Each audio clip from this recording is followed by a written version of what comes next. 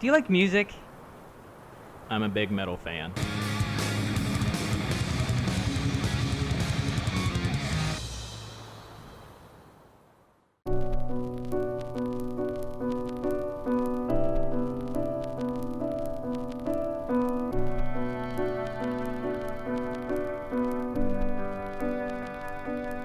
So, you've been to a number of like sessions with therapists. Oh, like you've God, I've been to probably hundreds of sessions with therapists.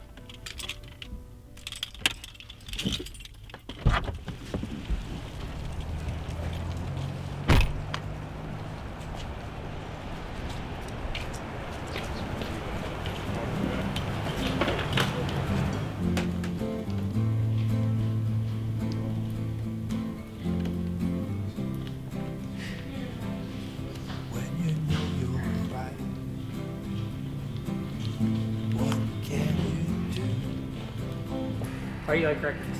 I don't know. I feel like it kind of reminds me of when I was a kid, because we used to have a record player when I was a kid, and I used to listen to all my dad's records, and he had a ton of albums, and I like the sound of it.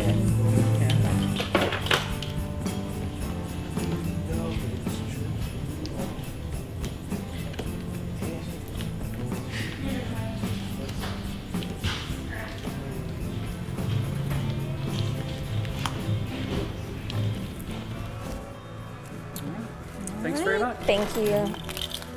Part of recovery for me has been pushing myself outside of my comfort zone, and anything where I have to do that in a way that I haven't before helps me move forward.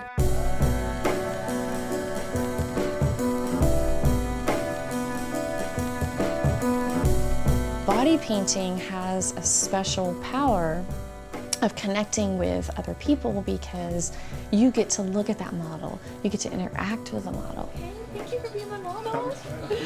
I'm so excited too. That's completely magical, the way it just impacts people because of that fact.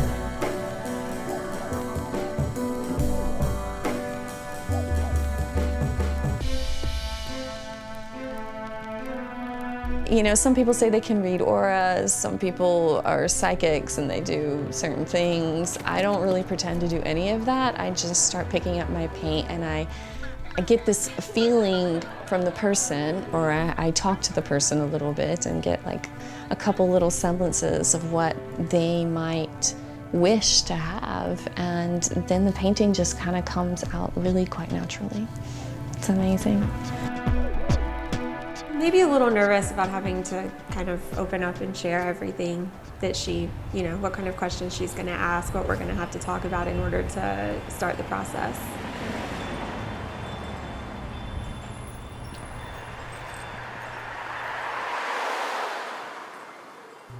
Well, I'm really impressed with your inner strength to you know, be so open and so frank, because a lot of people have eating disorders and they never tell a single soul. And that's what, I think that's one of the biggest reasons I've wanted to do this, because I think that it's a culture of secrecy and it's a culture of hiding. And I think that the more people that can come out and talk about it and share their stories and experiences with others, I think the more people who are dealing with it, who aren't talking about it, can benefit. So you're willing to step outside of your comfort zone to bring awareness to something that's exceptionally personal for you. You know, this is your own story, this is your life. Yeah. That you're going to just put out there for the world to see. Are you ready for what people's responses will be? No. No. I mean, I'm going to have to be at some point, but yeah, I don't know what the response is going to be.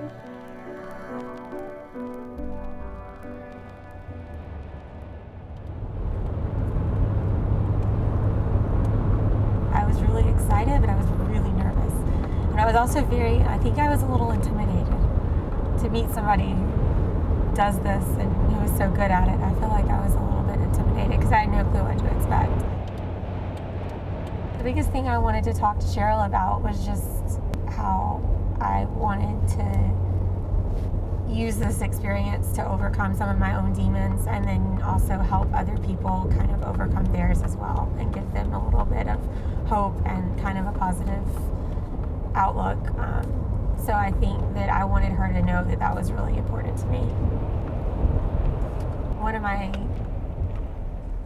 closest friends, I've talked to a lot about it, and then also one of my coworkers, she was kind of a sounding board for me when I wanted to do it, so she kind of helped me talk through if it was worth doing and if it was a good experience that I should try out.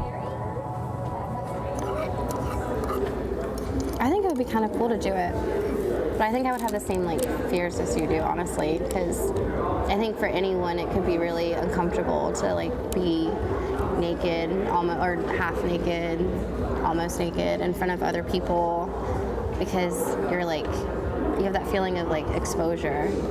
And I think I would kind of feel the same way. Oh, I'm sure, but then once you got used to it, once you're out there a while, you get used to it, that would probably go away.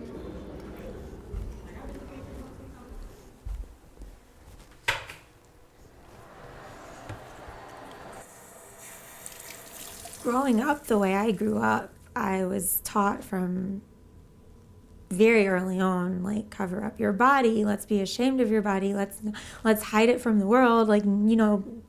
That's not something you show off. It's something that you hide and that you keep to yourself. My moods tend to go up and down a lot, and so my eating disorder has always kind of been directly correlated to my moods. It's really hard when I'm going through a period of deep depression, and it makes me question my body, it makes me question the decisions I make, and it makes me feel like I'm never really good enough. And so my first thoughts are to act out on the eating disorder. I have medication that I take every day that is a huge help to me. I have gone off of it in the past and it has not been good, so I've learned that every day is the best thing for me. I can't think about it too much, because if I think about it too much, I'll talk myself out of it.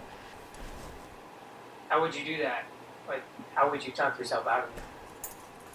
Oh, I would just find reasons not to do it. I would tell myself, well, all these people are going to see you, and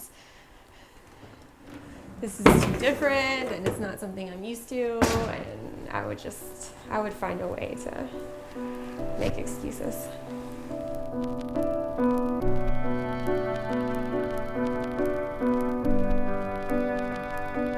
I'm nervous, but it's a good kind of nervous. When you see someone that is as beautiful as Stephanie, as exquisite, her skin is exquisite, her hair, her eyes, they just sparkle. She's got the most beautiful spirit, and she's happy and alive, and she's so full of love. And when you see someone as incredible as her get affected by this mindset to place expectations upon herself, and then it results in a sickness and illness. So for me, if I'm able to provide for her a day of transformation where she feels absolutely exquisite and totally beautiful, and every inch of her body is perfect with art, then she's gonna go home and that mindset gets a chunk taken out of it, and it's replaced with a positive, glowing chunk of love for herself. All right, don't be nervous. It's okay. Thank you for being our beautiful model. All right, will you please take a little bit and just toss it on your toe?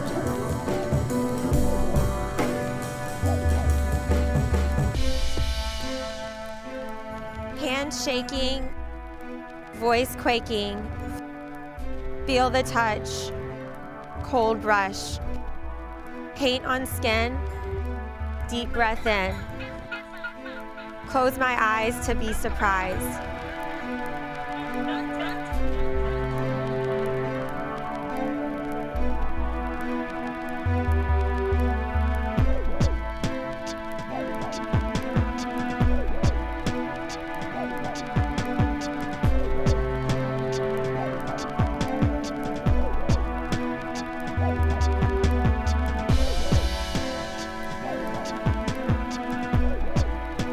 Slowly opening, colors showing, breath stops, in total shock. Can't be me that I see, beauty and grace wear my face. Let her be free. She's been patient. I think I'm done. So patient. Let her look at herself. Look, I just put oh, yes. It's the last of it, too. It's the best in it. Awesome. I love It it. was warm. So this is like refreshing. It was, yeah, for a little bit. Here, let's try putting your shoes on. That might help. Maybe that'll help. And the lights will help. I am in awe of what Cheryl Ann did, and I'm just amazed by it. It's beautiful, and she's found a way to encompass everything that I wanted to encompass that I didn't know I wanted to be expressed. So it's just a really cool experience, and I'm still kind of, it's almost out of body. Like I don't really feel like me, like I'm really here. It's kind of been that way, but yeah, it's been definitely worth doing. I mean, her legs are like a mile long. Arch your back. You don't have to live your life under such harsh judgment of yourself, and you don't have to live your life letting other people judge you so harshly that's just going to weigh you down, which is, she drew the chains on me that I was kind of breaking free from, and all that judgment that you put on yourself, which was judgment I gave myself for my eating disorder, and judgment I got through my marriage, and judgment through my religion and everything. I think it all weighs you down, and you don't have to live your life that way. And if you don't live your life focusing on all that, then you're just much lighter, you're freer, and it's better.